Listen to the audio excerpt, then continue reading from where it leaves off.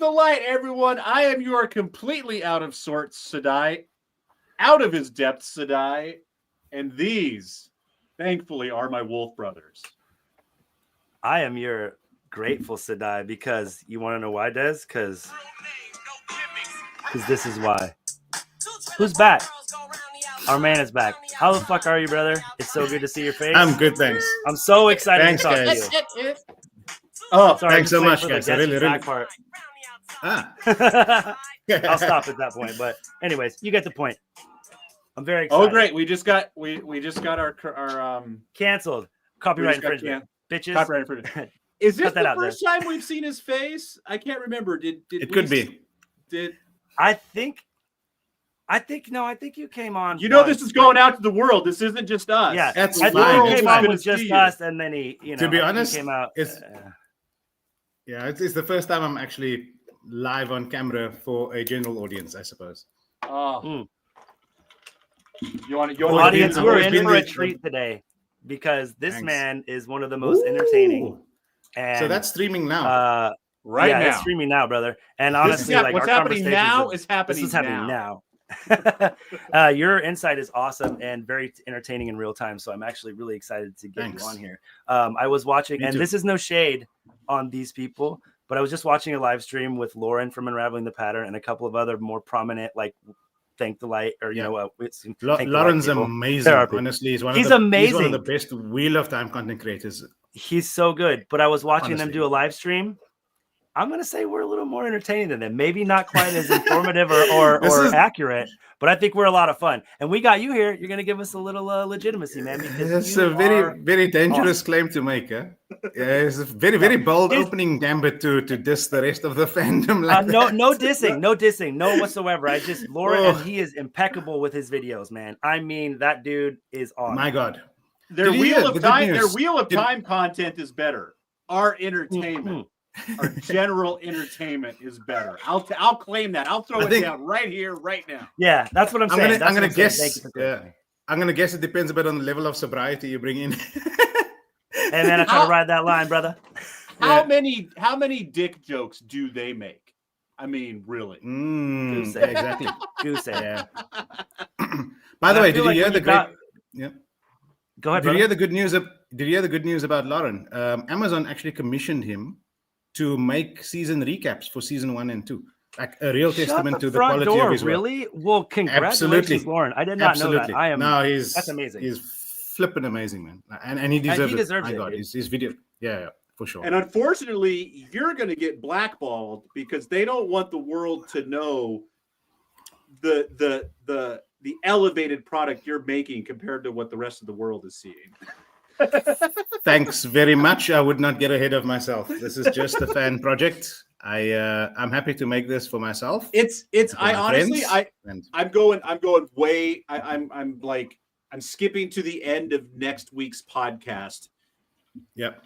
And this isn't your fault. This is also the beginning product that you have to work with. The season 1 fan edit is so amazing. Like, I would genuinely say, don't watch. Like, if you really have the time, watch season 1. If you just want to catch up, hands down, watch the fan edit. But season 2, there's a lot of, like, you give everybody what they need to know, but there's so much crap in the regular series that it feels a little jumpy. It feels a little like, wait, how did we get here? And even though how we got there, it doesn't really serve the main story. It oftentimes feels like, wait, did he skip something? Yeah, he skipped something. It didn't matter, but he's yeah. Season two was a lot tougher, simply because I was going to say it had to be a lot harder, right? Yeah, absolutely. A lot more branching storylines and a lot of moving people from place to place. And some of it needed to be, it was worthy to be cut because of the amount of time they spent doing it, the amount of dialogue they spent doing it, and the overall contribution to the finale. Because I always work backwards in the fan edit, right? Like, you need the characters to land up there in the right location, but also the right emotional state and the right plot motivation to be there. And so what is everything you can strip out before the time, that sort of gets you there in the most, I would call it, efficient way possible, but also, as powerful as possible without having too much extra stuff. And that's how you go. I mean, I was gonna say, the first season is like, I texted you like in the middle of the night the other night. I'm like, dude, like the first season is your fan edit for the first season is literally canon for me. The stuff that you cut out, I forgot existed because I went back and like watched the episodes after, and I was like, oh yeah, oh that's right, oh holy shit. But it's like Des said, you got those characters to land, and I noticed things that were nuances that obviously you did not do. But I noticed them because I wasn't annoyed at something that just happened because you fucking cut it out. And I'm seeing like I do have some questions as we get into it later because I have not spent as much time on season 2 as I did season 1, just because it's Jeremy's fault basically. He made me sad. No, I'm just kidding. I just I had a lot going on, so I haven't rewatched it as much as I had the first season.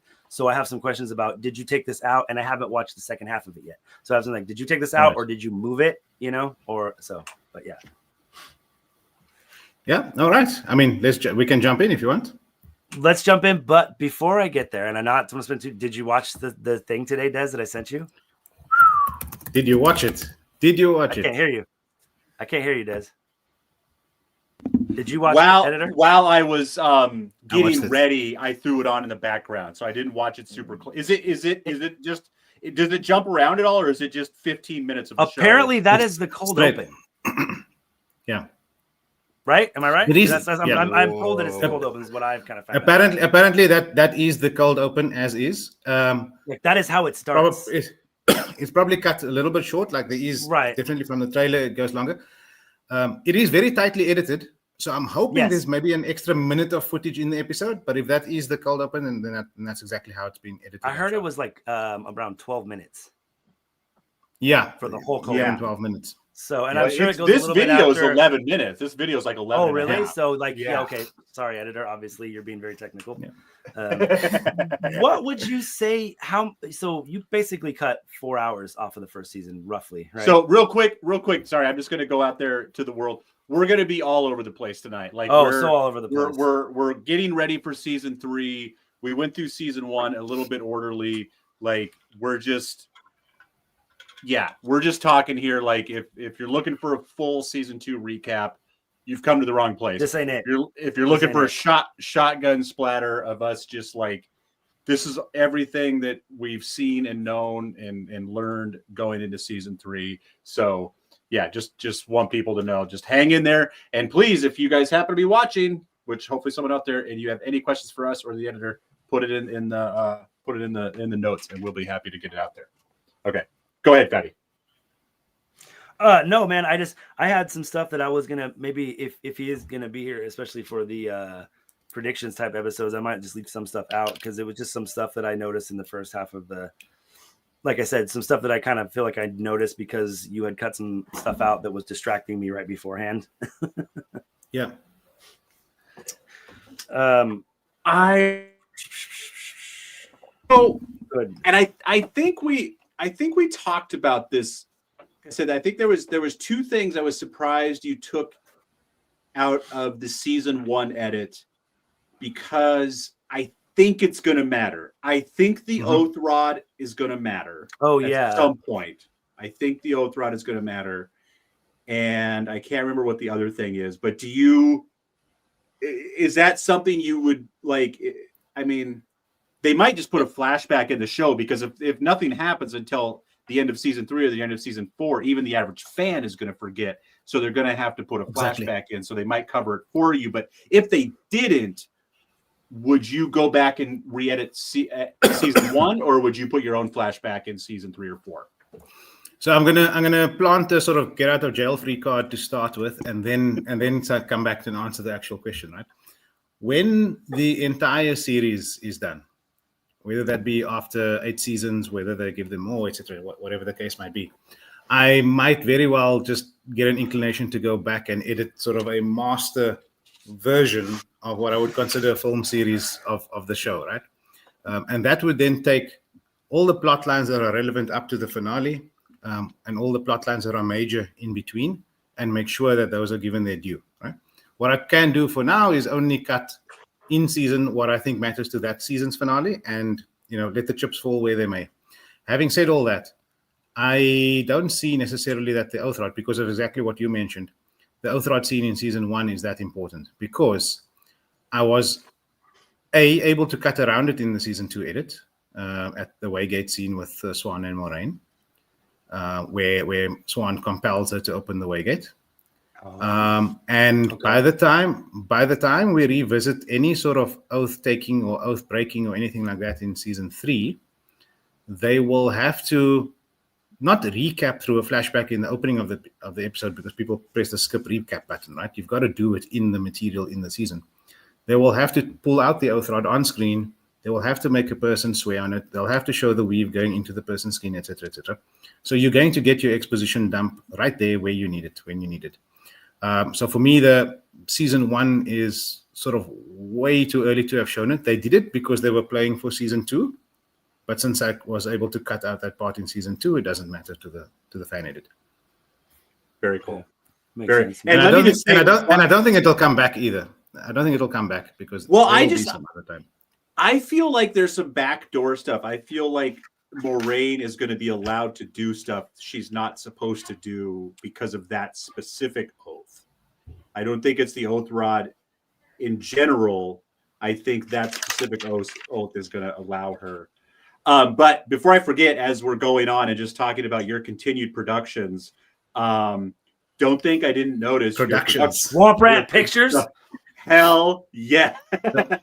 Yeah, it's my first note. I was waiting to see if anybody else was going to bring it up. You fucking nerd. So Swamp Rat is an editor. He's done, I think, The Witcher and done a few other fan edits.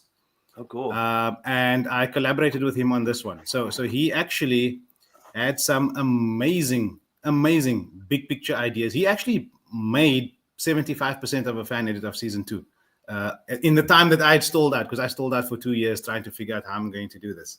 And he had some really cool ideas. The way he did it in so a did sort he of do a his own, or he did it with? He did his own. He did his own. He didn't release it because he didn't finish it. He shared it with me. I jumped in. We had a long discussion, and I sort of decided, let us do something collaborative. Let's actually finish the thing. I did it slightly in my own way, but I used a lot of his ideas, and we were in quite long discussions about it. So basically, what he did was he did a cut in a very montage way and very creative. So he cut the edit to follow each person's story as a chapter. Oh. And so you had multiple consecutive scenes. So all of Rand's scenes in Cairhien in a go, all of Perrin's scenes chasing the horn, all of the girls' scenes in the tower, etc., etc. And he had these very cool map transitions and things like that going in between. The creativity of that idea is that you basically give more time to each person's arc, and you're not chopping between sort of storylines. It's a little easier to follow. I mean, that was one of the things I it's love. Easier to follow. Season 1. It's easy to follow. It's much more digestible.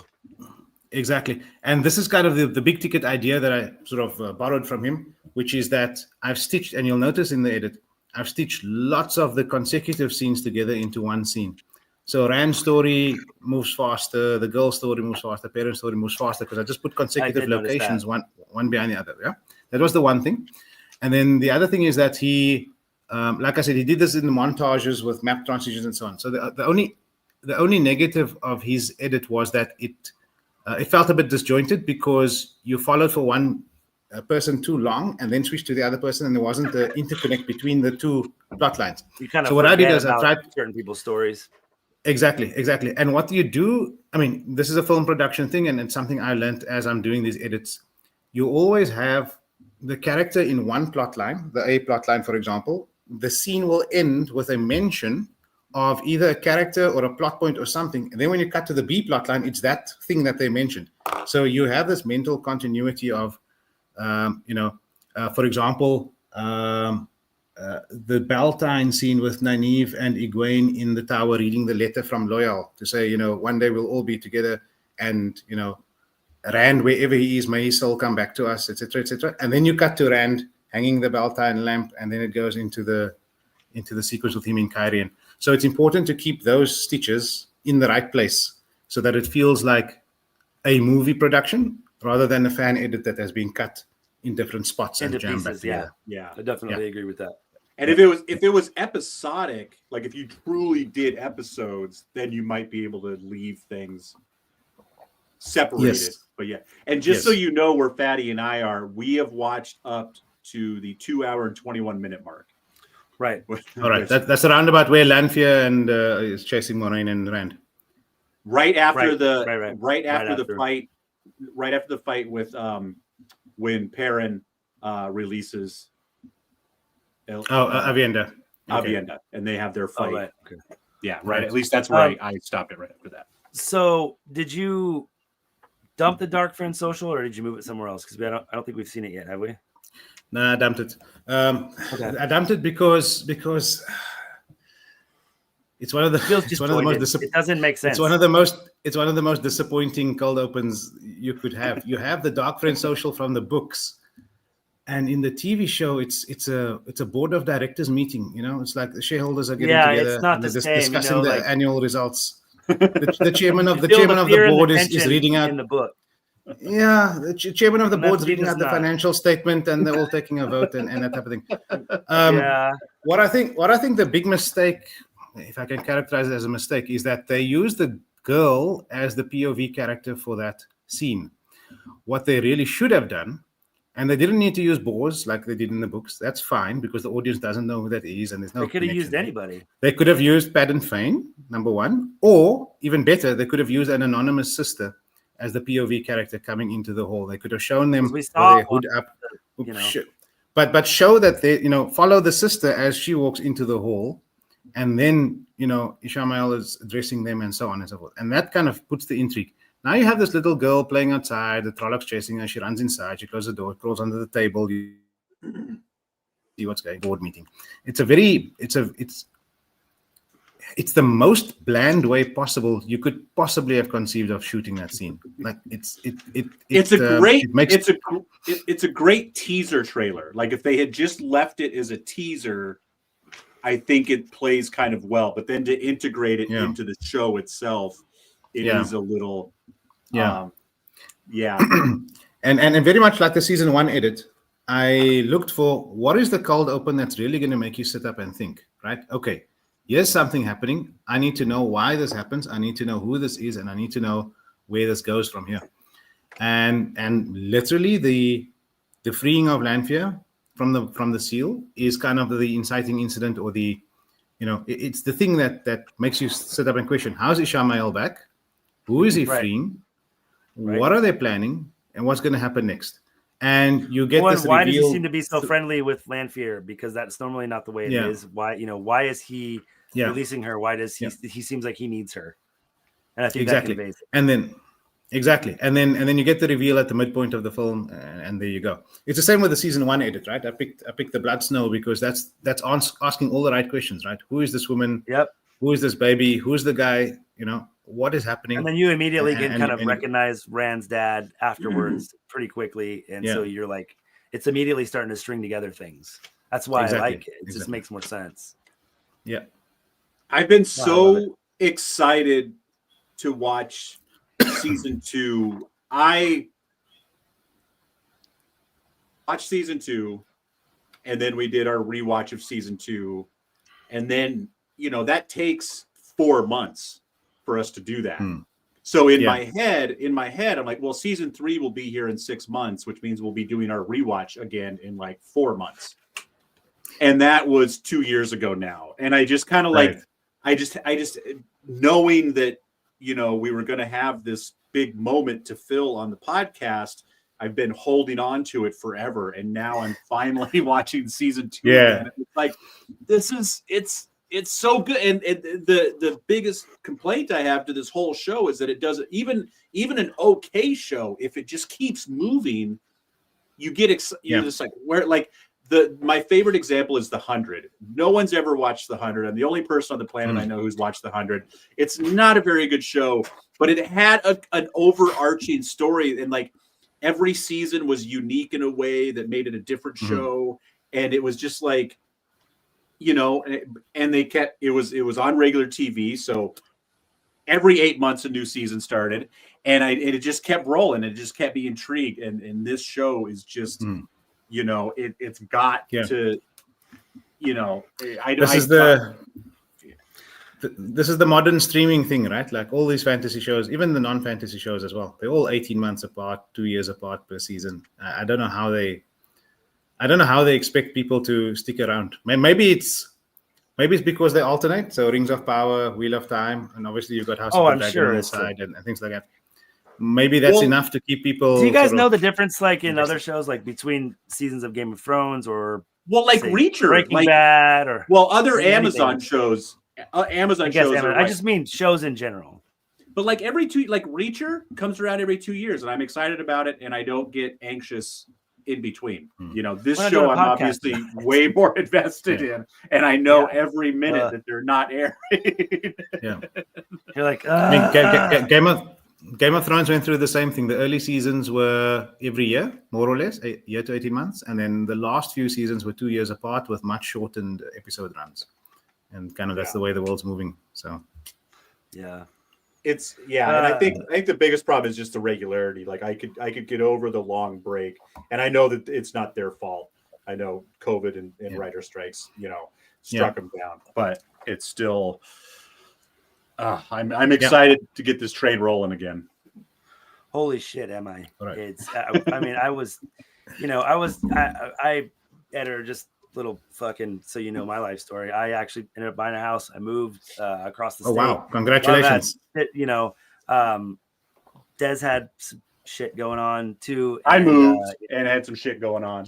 Yeah, and you know, so I got kind of, I say poo about it, but Jeremy's kind of backed away from the podcast because he's just so disappointed in the show, and like I kind of want him around because his relentless anger makes my positivity go through the roof. So I just like to fuck with him. He should be on. Speaking of which, he watched the trailer last week, and Des, you know, I don't know if you listened, but Des and I said it sounded like he said he loved it, right, Des? That's what he said. That's what I couldn't tell the tone in his voice, but his text. You know, I'm just getting different. You know, I'm getting mixed messages from his text. Something about a steaming pile of shit. I don't know, but I feel like it was mostly positive, is what I'm saying. But no, I after watching the kind of like trailer, I was like, okay, that looks pretty good. After watching like the cold open today, let's fucking go. It's about time. Exactly. Just some of that. So I know I don't want to get too far off of it because. But the way they're channeling, I don't know, they're throwing like those Kroll style, like saw blades. I know you know what I'm talking about. The first brown scissor just gets sliced in half. You're like, whoa. I knew that little person was a fucking shitbag. She's too concerned with drinking. She's too concerned with drinking. I'm not anything about anything. I'm just saying, maybe you can't trust something. Let me see. I am not a dark friend. Crow. So I am, and it's been fun. I finally, thanks to you, editor, I've got my wife to watch the show because wow, mine too. That's good. She's like, I really like the editor's cut. Like she's like, I really did.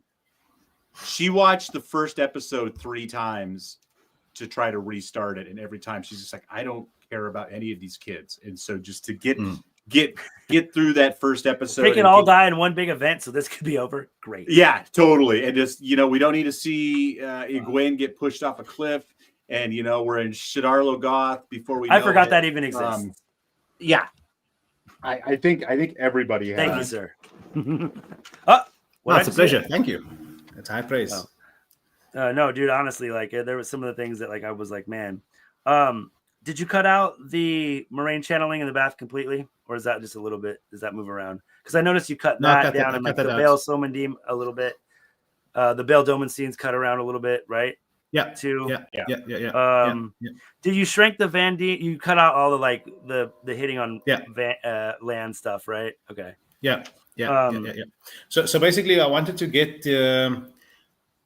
Maybe let me give a bit of a synopsis, right? So basically, when I look at season 2, I think I wanted to, like I say, you work from the end. And you go backwards and you say, okay, what needs to happen to get everybody here in the right, with the right motivation, plot-wise, character-wise, and so on. One of the kind of main storylines, and I think widely acknowledged, this is across YouTube, right? Like I've watched everyone's review of the season and so on and so forth. The weakest storyline by far is the Lan and Moiraine angst. Lan going off with Alana's orders to the farm, and Moiraine being all sad and things like that. And for me, it's sort of introduced melodrama to keep Rosamund Pike, on screen, but could have been done in such a more meaningful way, I think. The way that they contrive, let's say, this argumentation that, she's feeling sad because she thinks she's been cut off from the power, now she's trying to push Lan away. It feels very melodramatic rather than being dramatic. And I just said, fuck it. Come hell or high water, I'm going to cut out as much of this as possible. It's all nonsense. It doesn't really contribute to anything. And, ultimately it gets resolved before the finale, right? So, and the emotional payoff isn't worth the amount of airtime invested in the end. Because we know dramatic tension. We know that Lan and Moiraine need to reconcile, right? That's going to happen. And so it's more a question of waiting out time until that happens, and you have to put yourself through this exhausting, let's say, emotional roller coaster. So I cut out as much of that as possible, to the point I can even acknowledge, look, some of their character motivation moves a little bit quickly from scene to scene. It's like, why are they suddenly splitting up, and why is Moiraine pushing him away, etc. But the extra airtime just isn't worth it to put it, to put all the emotional stakes back in. I'd rather just get rid of that, just get through that plot line, get them split apart and going their own way, and then meeting back up later in some fashion. And I'm happy to live with that, let's say, little bit of lack of. Honestly, I think less is more, and I think the things exactly that you get land a little better than the over focusing on it. I think that exactly you convey the message, and it actually means a little bit more to me because you're just getting hints of it, so you can kind of in your head going it's like I said, it's drawing you in more. It's what's going on exactly? Like, can she really not channel? Like, is she what's going on? It draws you in a little bit more. Like that, things like that. Less is more for sure. And I think that just for what it's worth, I think that you help it land way better than the way it comes across originally. So Thanks. There might be, again, I haven't watched the second half yet.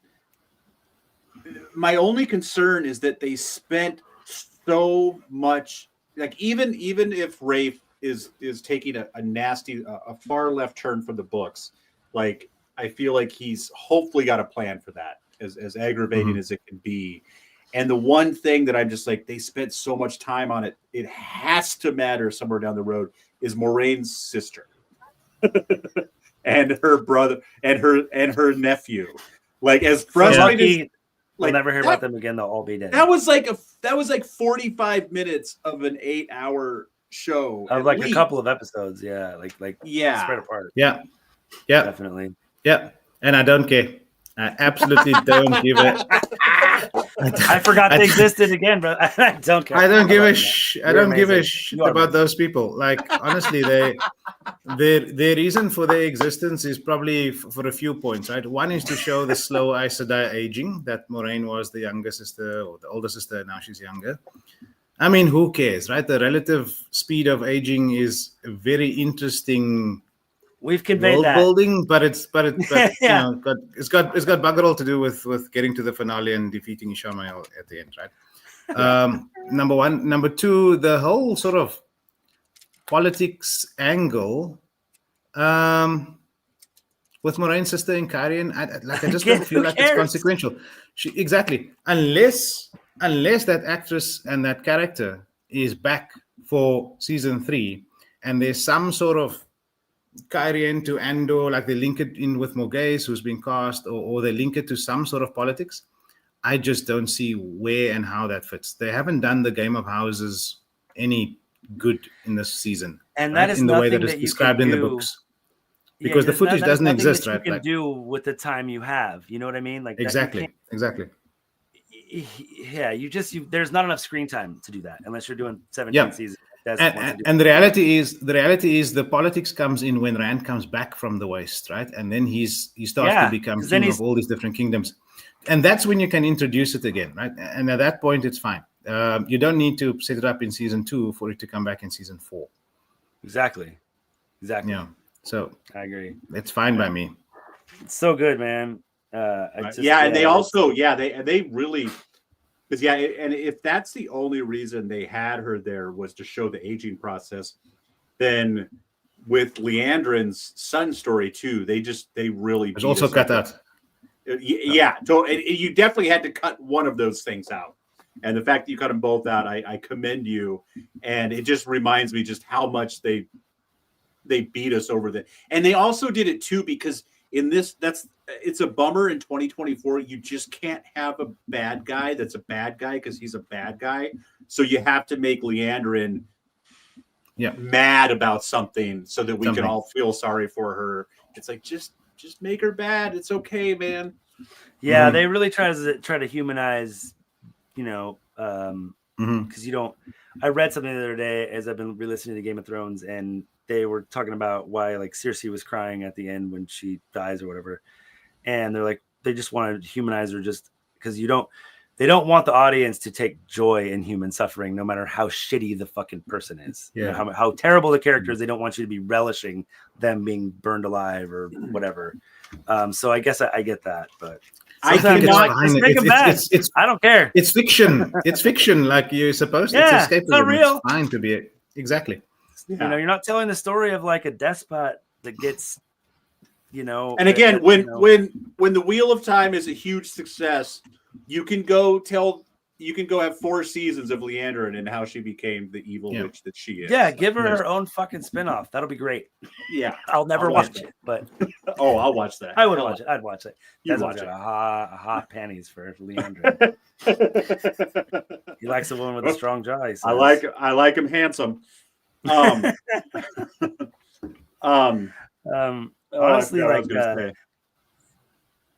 you cut out Rand's attack in the alleyway, yeah? Yes.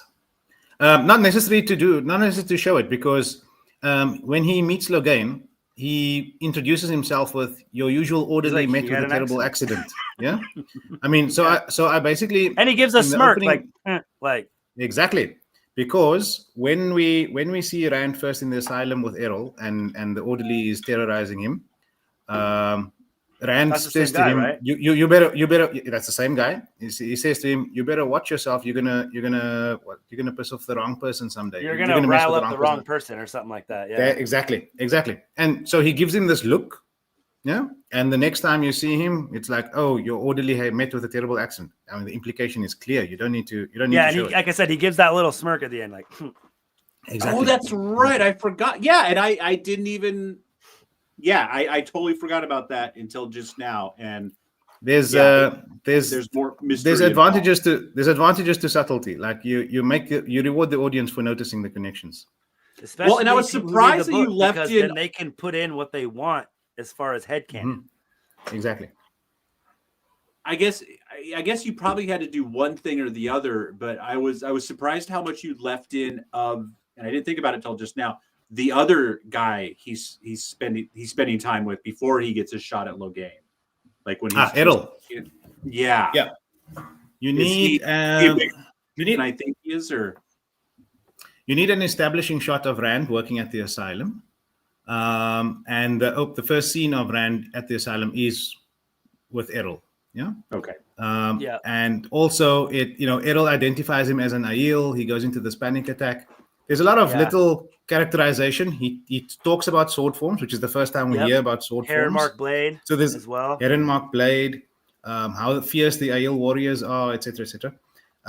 So it's important it's a little bit of nugget of world building and lore drop that you need, and also establishes Rand in the asylum, and that he knows that the other orderly has got someone there. Obviously, the audience doesn't yet know, and that he's got it in for him to try and get that position. And that's enough. And it's very compact. What I did, so in the show, there's the cold open of episode 2, right? With Rand having the nightmare, then Lanfear waking him up, and then he walks to the asylum, right? And then it cuts to the opening logo where you had Rand with some voices in his head as he's walking slow motion down the hallway. Then the cold open logo, then a different scene, and then the following time we come up to Rand is when he's in the asylum again and then meets Errol. And I just cut all of those things back to back, straight together, snipped out a few pieces in between. And now in the same amount of time, he basically goes in, meets Errol, gets the exposition dump, gives the orderly a nasty look, and that's where you end the scene, and you know that, okay, that's going to come back. And I did a lot of this throughout the season. Every parent's journey, for example, with the Shienarans, there are times when they meet Elias, they find the dead soldiers and things like that. Then they go and bury them. They bury them. Then they go to the village with the flies. Then they, find the Myrddraal on the door. And then in the next scene after that, they go to that village where the Seanchan eventually capture them, right? So that's maybe 5 or 6 scenes to get from that, right? I've condensed it down to basically 2, and I've probably cut 4 of them out. And essentially what you get is that you get Perrin and the Shienarans, they meet Elias, they find the massacre scene, and in the next scene is the one where they go to the village of the flies, and immediately from there straight to the village where the Seanchan captures them. At Two Winds Moor. Village of the Flies. I like that. So let me say this. Actually, I do have a question, or I don't know, comment question. So one of the things that I felt, it's a Quement, but I want your opinion, what you're thinking as editing it together. So in the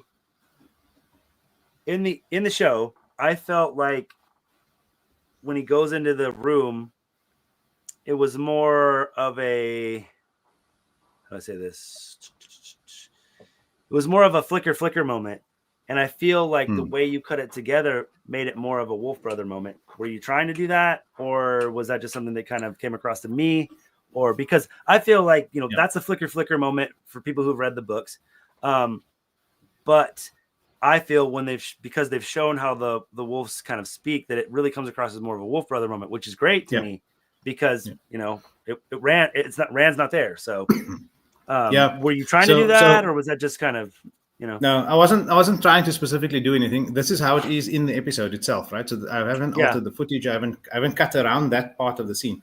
But what they're clearly going for there is the sort of the smell-o-vision, right? So this is basically him smelling the violence that went past, smell-o-vision, and being able to visualize it, right? It's the same as the scene where they came across the dead soldiers and he sees the little girl. That got Desmond. He's trying not to laugh right now. He likes smell. But this is his wolf. This is his wolf sense, being able to smell violence and sort of visualizing what actually happened. Yeah. So it's not flicker. That's the way I don't know. I felt like it made that. I know it would. You didn't do a lot to it, but for whatever reason, that made more sense to me. I don't know. It just probably like I said, you cut out shit around it that didn't annoy me. Yeah. Do you have a what's the word I'm looking for? Do you have a test subject that's never read the books that you run these edits by to make sure that you're not okay? Yeah. But she probably watches the show with you too, though. Yeah, we watch the show at least 3 times, right? So we watch every episode twice when it airs. And then at the end of the season, we watch the whole season again, and then I watch it 1,000 times during editing. So yeah, totally. Yeah, I guess. But I always ask her. So the way I find is the most productive way to edit is to start with an absolute butcher's knife and cut absolutely every single scene that I don't think I need. Everything. No matter how incoherent the final product is, because now you're just left with individual scenes that are stitched together, right? Which is which is like what you always hear, like Beverly Hills Cop had a 4.5-hour rough cut. Like that's just someone did it like, really? Oh my god! Or that's probably not an exact, but like it's if you look at it, you'll find out that every movie has a 5-hour cut, and that's just the assembly cut. Going like assembly. Thank you. Yeah. So I found it more productive to do it the other way around, which is, and I did it that way in season 1 because I had a 6-hour assembly cut, and then I cut it to 5 hours, then to 4 hours, then added back half an hour, so 4.5. Okay. With season 2, I actually found it more productive to simply take the butcher's knife and cut absolutely everything, and I thought I didn't need. So I ended up with a minimal assembly cut, which is like 4 hours, missing pieces of setup and exposition and things that make later scenes make sense, etc., etc. So we watched that thing all the way through, and I just kept notes. I'm saying like, this scene doesn't make sense because I cut out that establishing shot. this character's motivation needs to be seeded a bit earlier in the show. This scene is out of place. It needs to happen after this one, etc. And then I go back and then I say, okay, bringing in these additional extra scenes, stitch it all together, make sure it's a tight whole, and everything is well, let's say, motivated character-wise, plot-wise, and so on. And then the second cut was essentially very, very close to final. It was like a 99% cut. And that's the one we watched together. She gave me a few more notes. And yeah, did a few more refinements in the final version, and that's it. Man, that's and really cool I think to a large extent it all together. Yeah, it's a lot of hard work adding back the scenes you've already cut, because cutting is easy. The footage is in the timeline. You can snip, delete. I was just going to ask you, can you grab it and pull a scene, or do you have to grab it out of the trash can and bring it? Okay. No, I use DaVinci Resolve. You can push they call it tape. I don't know what you're talking about. Dude, I learned I started from zero doing the season 1 edit. So I actually had to learn the software. Really? I mean, this wasn't like a passion of yours before this? No. I mean, really? Minute for minute. Well, brother, you're really good at it. So thank you. It was a learning experience. Season 2 must have taken you 20% of the time. Like just I feel like the choices of things to cut out were probably a lot easier than just the learning curve. Yeah. Just the headache. The learning curve. Right. Yeah. Absolutely. Yeah. So that was more efficient. I still need to learn. In fact, I need to actually program some keyboard shortcut. You can do that, and if I do that, I could be much faster. So keyboard shortcuts. Let me tell you from experience. Woo. Yeah. Like I don't understand. I'm sure you've got a full size keyboard. Yeah. Like if you don't, I've got a full size keyboard. Because like Justin, if you don't know, this 3 does something different than this 3. Like my laptop's like broken in 3 places. I mean, dude, we're good. I could have a laptop without a keyboard on it. I'd be just fine. This isn't a mansion just because I got a frozen Han Solo. Okay, this ain't Jabba's palace. You know what I'm saying? It's 1,100. So that's not feet. Nelson Mandela. Okay. Looks a bit like it. He's got fucking jokes. That's fantastic. Damn it! You call me it is. Han Mandela. Mandala. First of all, I just want to say this conversation is amazing. I was afraid we were going to get too into the process of editing that we weren't going to talk about the show as much, but this is actually like a brilliant way for us to talk about the show. So I just want to give us all kudos for I'm going to pat us all on the back. Give myself kudos for not fucking completely derailing this shit with my. So. We got 20 minutes. I actually let this man talk. So proud of me.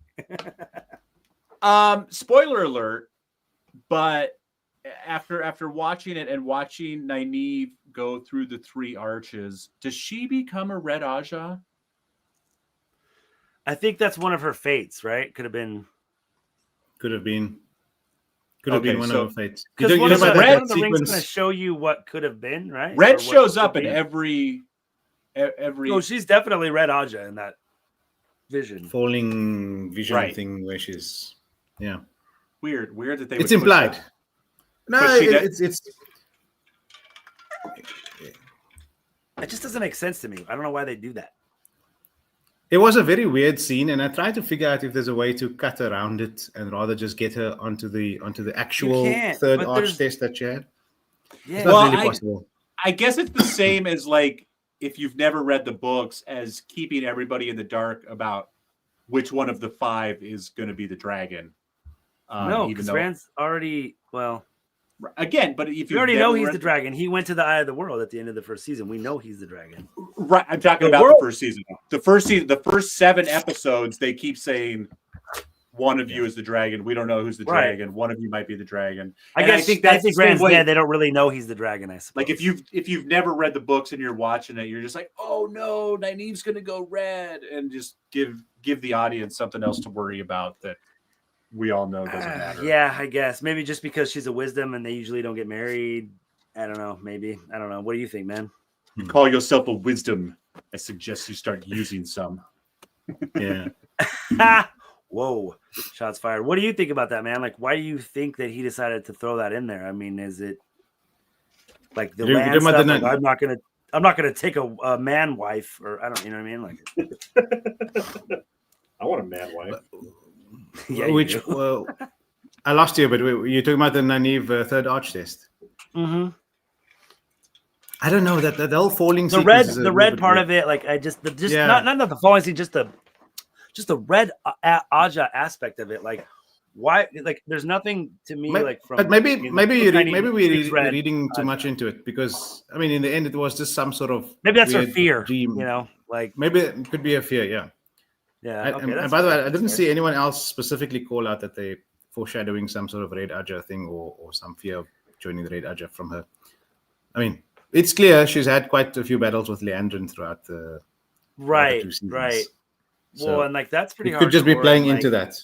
Yeah. The fact the fact from that clip is that I'm like, how are you gonna? Because okay, so Desmond, you're not gonna get this as much, and this is, I guess, a bit of a spoiler. But so when I was watching the Leandrin scene from the clip today, right, I'm thinking Shiriam in Salidar, right? That's what I'm thinking in my head, and so I'm like, okay, what are they gonna do to prove that she can lie? We've already seen her lie to Varen about the asparagus or whatever. Yeah. And we know that as the audience, but what is she going to do in the hall of the tower to prove she's a fucking liar? And I'm like racking my brain. I'm like, what is it going to be? And then fucking Nynaeve walks in. I'm like, oh shit. Exactly. Because that's not in the book, but I mean, kind of, it is one of the things that kind of proves her as shitty. But the way that they come in like that, it's like, wow. I was really kind of like, holy shit. I mean, I don't really have any expectations for this season. I'm going to have a lot of fun making predictions with you, and hopefully Jeremy will show up for that one, because he'll just be like, nope, that's not going to happen. But that like excites me, because it almost seems like they're bringing a few things from the first 2 seasons together that you're like, oh, okay. Even if they're little nuggets. So I'm hoping that a lot of the other things that were kind of like, come to fruition. Like I said, the little person being Black Aja, it's like, I kind of had a feeling that was the case. There's a little person in the Dark Friend solo. Yeah, exactly. There's a little person in the Dark Friend. Or like, is it a child? Is it a little person? And then there was like a few clips that were shown, and they're like, is this little person in the background from the Dark Friend social? Or maybe is her name Naomi Sedai? Naomi, yes, that's right. Well, dude, she gets in and gets all those fucking. We'll save that for the prediction episode. Anyways, I'm getting a little loose. It's Friday night for me. Let's go.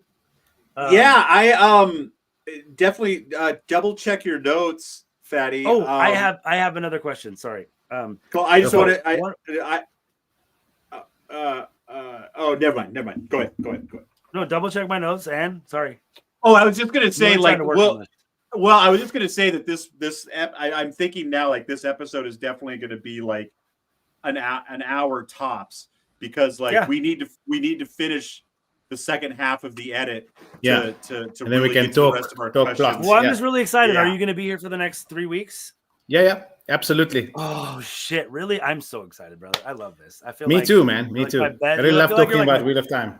I told my coworkers about you today, dude. I was like, my homie from Dubai is coming on my dumbass podcast tonight. I'm so excited. I've been talking to him like a year, and like, it's so good, man. I talked to my barber about it today. He's like, "What do you got going on?" Oh my word! Oh man, I was like, "We got a guest. My boy from Dubai is coming on. Let's go!" And you're gonna be here. You guys are too kind. So fucking excited, dude. You put a great product out there, man. You, dude. Thank you. You're a cool cat. Beyond that, bro, you're a cool cat. Thanks. Like every conversation we've had, I appreciate you just seem like a chill guy. I know I'm a fucking psychopath. Des is a fucking weirdo. We've been best friends since what, like 22-ish? Okay. Wow. When I moved to Seattle, and we lived miles 97. apart, and like, those really are. You know, those are the years that define your my life, kids. Huh? Yeah, well, he's we got a tattoo. This is the house. This is the house we lived in. Oh wow. Where there's. I can't get it, but it's on the back of my neck. There it is. There it is. There we go. We see it. Yeah. Yeah, we're fucking crazy, Pat. We're insane. Like we used to grow. We used to grow man weed together. Yeah, best man at my wedding. He used to babysit our kids. You know, he was our manny for a while. Like, you know, So And like, Yeah, that's I amazing. such a, I don't like- have a lot of friends, so I know I've never met you in person, but you just seem like a cool ass cat. Thanks, And, man. man, Appreciate it. I You love guys that as you well. come on, It's really bro. great. I love that you make time Of course, for us. I 'cause love I'm being sure it's on. not easy. No, for sure. No, for sure. And I'm so excited love that you're the going to be here for 3 weeks, bro. That's what kept me calm. too. I was just like, he's going to be on at least 2 shows. Yeah, I'm going to get all the time I need to All the answer the questions. questions. Jeremy's not going to be there to ruin it, at least tonight. I keep his- seeing a one pop on my viewers list. I keep seeing one person pop on every once in a while. I think it's Jeremy just checking on us. Just like, He's have they probably gone at off work the because rails yet? he was watching fucking last week because he texted immediately. He's like, "You fucking ass." No, I'm gonna drag him on for the Please do. He has to Please come do. on for the I'll- prediction at least, dude. Yeah. yeah. Because I don't Like- care. I what think he if he says. watches this tonight, bro, and you being here, he is gonna probably try to come. I would guess he would at least try to pop in next week, and he'll definitely come for that. Has he watched the edit, the season 2 edit? think I so. don't know. I doubt it. He really He's- hates it. So he's Make so him do mad. it. He's He's so, Make him do it. He likes our president, I think. So he's a little close-minded. I'm just gonna say it. He's not quite as open-minded as some people. Know what I'm saying? That's I'm just saying. that's- We don't need Maybe, to bring you politics. know, you don't, you know, you don't just have to saying. be a Republican to dislike.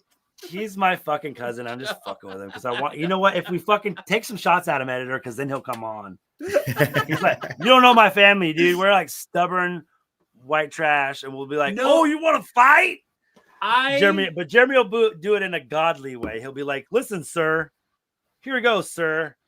I had a little.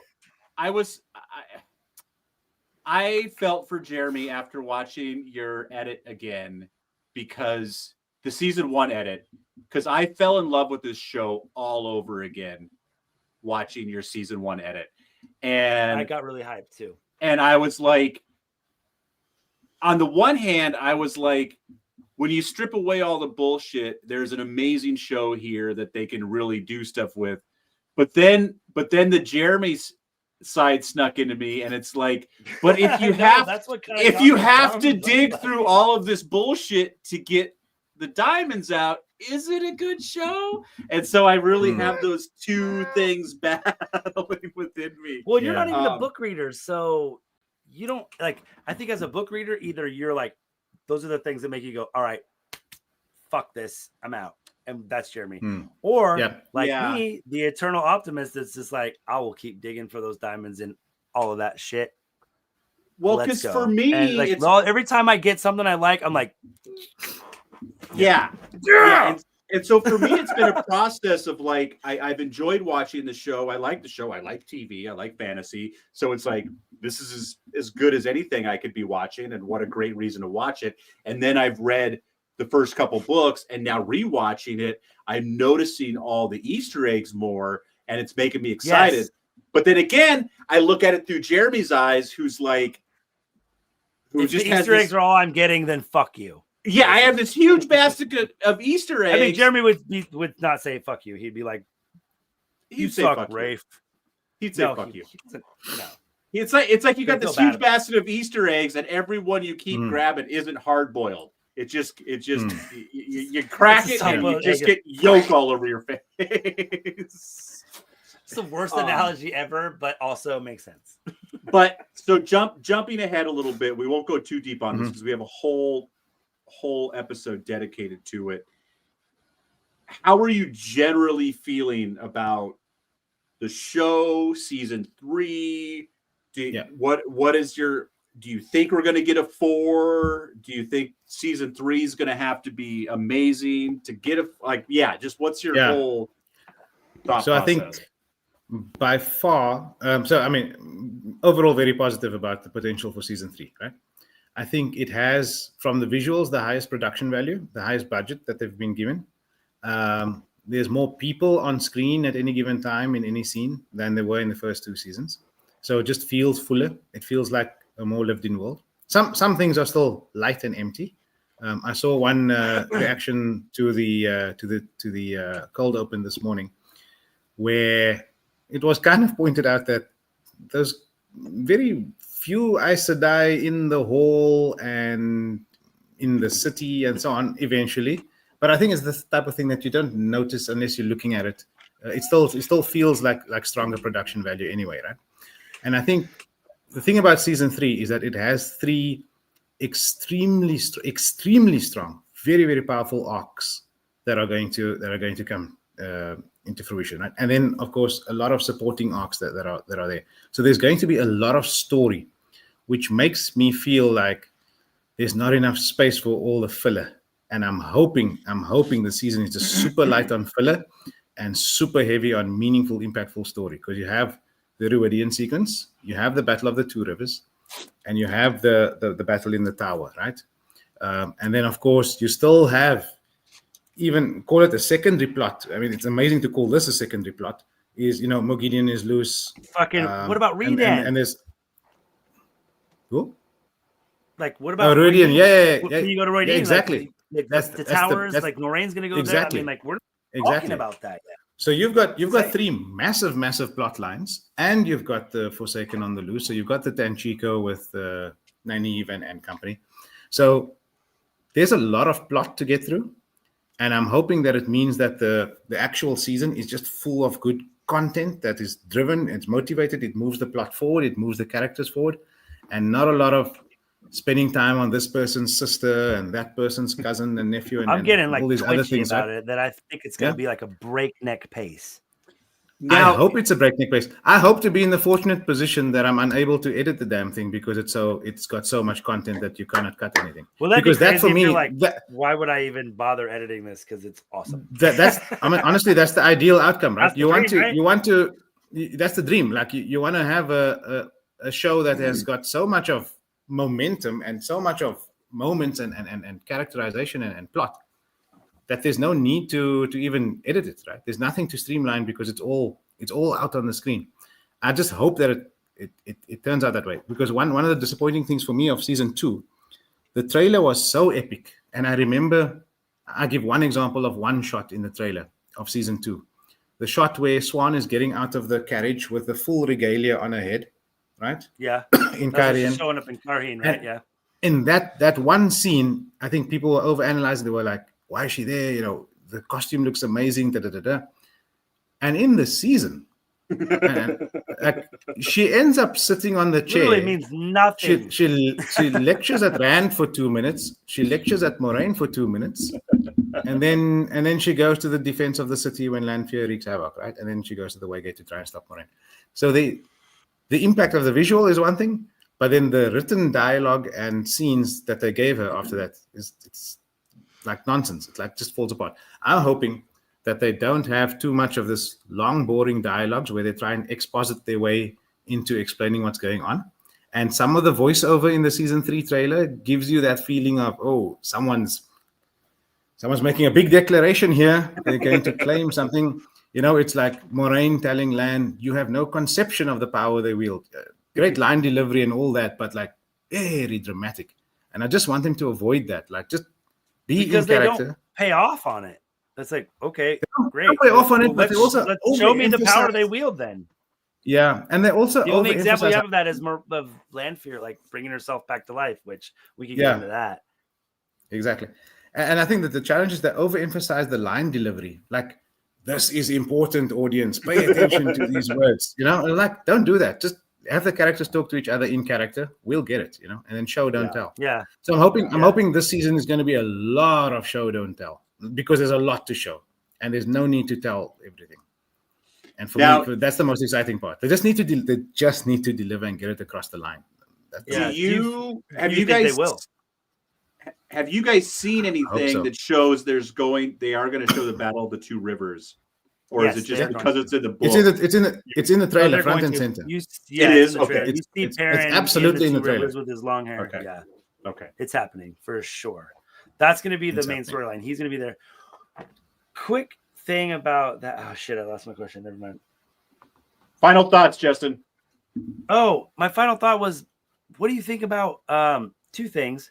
Lanfear healing herself, just real quick. Mm-hmm. And then Nynaeve, being in her 3rd trial for years. It's time for bed.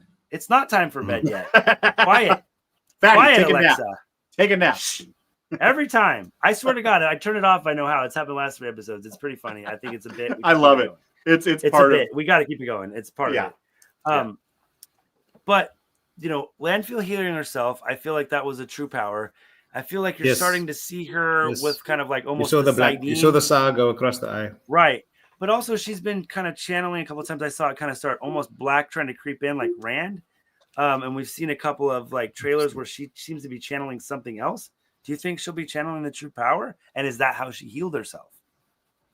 I think that is how she healed herself, because you cannot heal yourself with the one power. That is clear. Basically that's like the Dark One, like taking his control of her and like doing it, right? Okay. That's the way I looked at it. I don't hate it.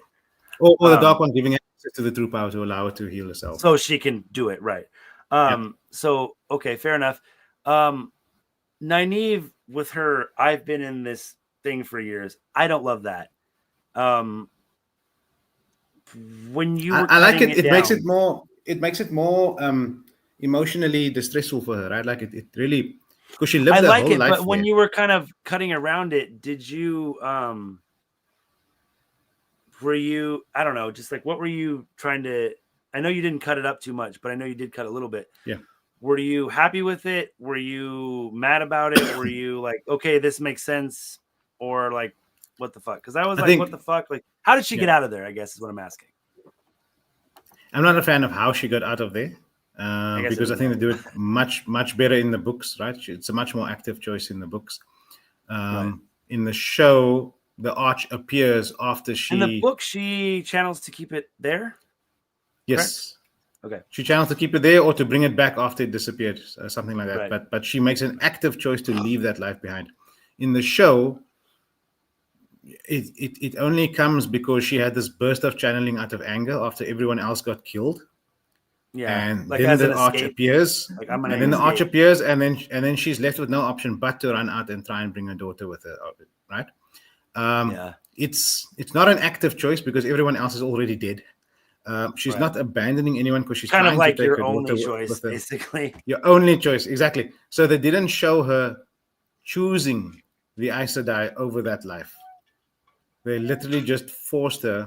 In fact, they did the opposite. They showed her choosing that life, and then regardless of choosing that life, it still didn't work out. The Archers punished her for that choice. Yeah, and then you're still going to end in tragedy, even if you get. It's thematically different. Punished her. And I'm not sure. It punished her because she wouldn't. She's to. She's not. It bothers me that the girls aren't Taviran. Because I was just going to say. Yeah. Makes in sense. The show they kind of are, though. In the show they kind of are. They pretty much are, I think. Right? Yeah. Do you think? I think what bothers me more is that they don't actually properly explain what a Taviran is, and they don't show the pattern bending around them, like in a hopefully with Matt's luck or something like that. In a way that, like, okay, like, I don't know, maybe in a battle some guy is about to land a blow on one of them and then they slip or something like that, something that shows, and with a musical cue or something that you can see, okay, it's something random that just happened, or even just them standing up afterwards, like, what the fuck, like, oh my god, because that would make sense that the pattern needs Nynaeve to be there for the last battle, and so they need her to be there for something more important than the last battle, even, actually. Well, they definitely didn't need her to be stuck in a dream for the rest of her existence. Is what they really needed. Right. So right. Okay. All right. So all right. On that note, everybody, we're going into a dream state for a week. Meet us back here, same bat time, same bat channel. If you're listening to this, please come on back next week. We're going to have the editor here again, 8 p.m. Pacific time on Thursday night, and definitely set your clocks for the following week. Let me get the date right so I don't screw this up. Don't screw this up, Desmond. Don't screw it up. March 6th, people. That is the day you want to be here. If you're not here March 6th, I don't want to hear like, I knew that was going to happen. I don't care. You didn't. That includes you, Jeremy. Yes, get it here, get it recorded, and then when it happens or doesn't happen, you will get full credit for it. And that's the only way. You need to show your work. Show your work, people. Yeah, cool. Looking forward to it, guys. And next week, let's dissect the edit and talk about choices and whether or not that finale lands. Right, that's the main thing for me. Is like, I'm really Yeah, excited to man, watch the bro. second half. I actually might go watch it right now. It depends on my Me too. night. But It's been so long since I've watched season Yeah. 2. Like, and it's like Yeah. it's like that from season 1, episode 1 to season 2, episode 8. Like, I've seen season 1, episode 1 like 30 times, and I've Yeah. seen season 2, episode 8 twice. It's like it's like rereading the books, right? It's exactly that. yeah. I it's will just say this- that the show has been a little better for me. Well, I mean, I know it's better watching the edit, but I haven't been kind of going side by side with the books, and that's a good thing because that tends to kind of. So I deliberately haven't reread the books before the show came out, and I think I like it really listen to hurts. Harry Potter series like 3 or 4 Yeah. times, and I'm in the middle of listening to Game of Thrones just to distance myself. Yeah, I think it really hurts the viewing experience to have the books so fresh in your memory when you watch it. So you haven't touched the 1,000%. books in 3 I'm- years? I haven't touched the books in way more than 3 years. I started book 1 again after season 1 came out, but I haven't finished it. I think the more distance between your memory of specifically what happens in the book versus generally how the plot is supposed to go, the better the viewing experience for the show. So, for example, the season 3 cold open that there are lots of flaws in there if you're a book reader. Lots of And flaws. none of that really happens none of on it- screen, if you will, in the book, right? Exactly. And there's a lot of it that it's been too many years. I don't care about the specifics, but at least make the logic make sense on screen. I can criticize the stuff that's on the screen, but I'm not going to criticize this is not exactly how it happened in the books, right? Even It's just fine. the channeling and lifting Leandra into the air, they don't really do that as much, but No. who gives a fuck? I'm seeing bitches It's getting chopped in half with air swords. Exactly. Like, that's crazy. Exactly. Warder's standing up to Aes Sedai, and who'd have thought the Reds would kind of be the good guy right there? Ruh-roh. Exactly. I'm gonna put the period on the end of both of those statements. Jeremy. Man, thank you so much for coming, brother. I'm so It's a pleasure. happy. Thank I you, can't guys. wait Looking talk forward to you next week. man. Absolutely. May you always Thanks for find having wonder me. and shade, nerds. Yeah. Put your thanks for being dagger in here. the horn Cheers. box and leave your laptops open for 10 minutes. Sure thing. Never. Later, brother. Cheers. Des, I love you, brother. Ciao. All right. Good night, guys. Bye. Good night. Well, good morning. Yeah, good morning to you. I'm going to bed.